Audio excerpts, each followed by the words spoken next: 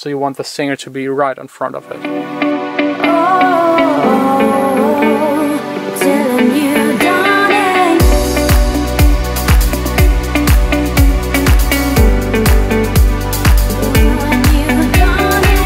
Hey guys, it's a beautiful day. It's just still super cold. At least the sun is shining. I'm of course, as almost every morning, on my way to the studio. I've missed my tram, now I'm extremely late. If you're wondering how I can be late to my studio where I am my own boss, it all has to do with a singer and songwriter. She's coming today here to my studio. Man, this lens.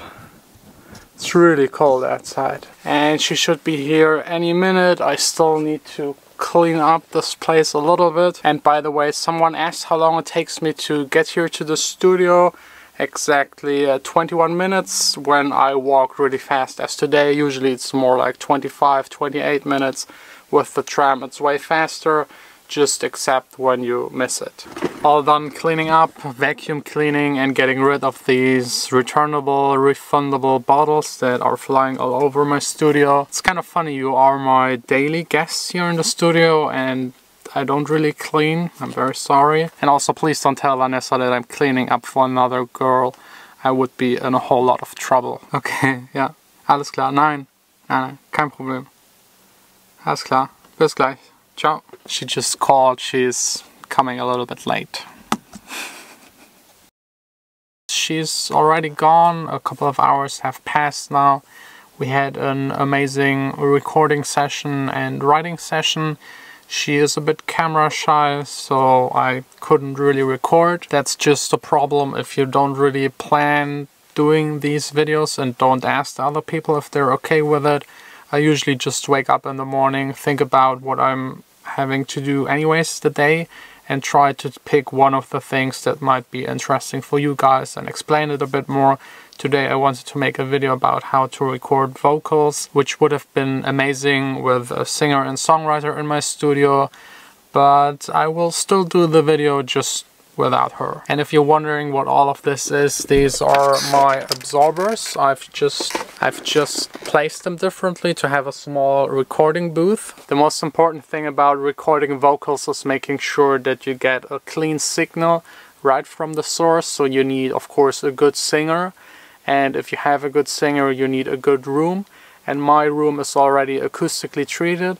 But if I record something, I even move the panels around so that there are no reflections coming from the window that is right behind my desk. It would have been even more professional to really have a recording booth, but I mostly make electronic music.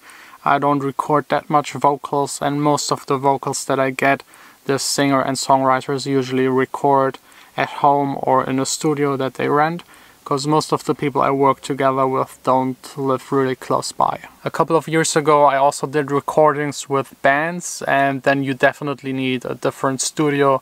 You need a booth to record that is big enough so that you can have a drummer in it, a singer, 2 guitar players, a bass player all at the same time to really get that live feel of the track, or just record everybody individually.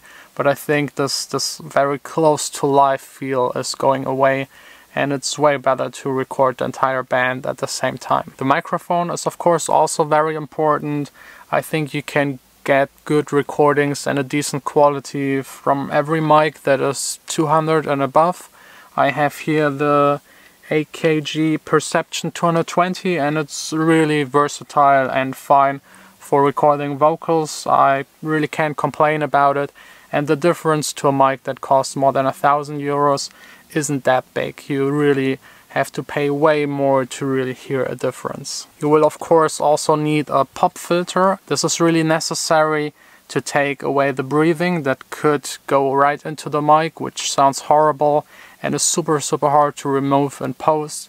And it's also blocking the P sounds and some of the B sounds, a little bit of the T's, like everything that could be annoying in the recording. So what else? You will definitely need the right height for the microphone. This is way too low for me. It should be really up where your mouth is. So this height right here would be perfect for me, right on the height of your mouth, of course, directly singing into the mic. A lot of singers look onto a sheet of paper, try to tell them to put it behind the mic or right next to it so that they still sing towards the mic. Leave a little bit of distance between the pop filter and the mic so that the singer can't get too close to the mic. When the singer gets too close to the mic, the voice gets a lot more bass heavy, which you might want for stuff that has to do with radio or doing voiceovers on movies, but for a natural sounding voice that is singing, this might be too much bass. So keep at least one hand, maybe 1.5 hands of distance to the mic. Also make sure that the singer always has some water close by. What also helps is having this mount. This is reducing any vibrations that might occur in a room. Maybe a truck is driving by or somebody stepping on the floor. This will prevent it from being picked up by the mic. You should definitely get a better mic stand than this. This is a really cheap one. If you can afford it, get a really stable one with just one plate as a base instead of these 3 legs. It happens way too easy that you touch one of them and then the recording is ruined. Okay, back to the normal mode for doing the mixing and all this kind of stuff. The vocals she did today were really good. By the way, if you're a regular viewer, you might ask yourself how I recorded the vocals. My sound card is still broken. I had to ask the singer to bring her sound card with her, which is quite embarrassing as a studio to not have a working sound card. So I will right away order myself a new one with same-day delivery, so that tomorrow when she's coming back I have a working sound card. Now it's time to work a bit on the track. These purple bits are all her vocals. The rest is what I played in with the keyboard. And I listen a whole lot to it. I will take notes, move things around, maybe start even editing the vocals just to get an overall overview of what we will need to record tomorrow. In the dark.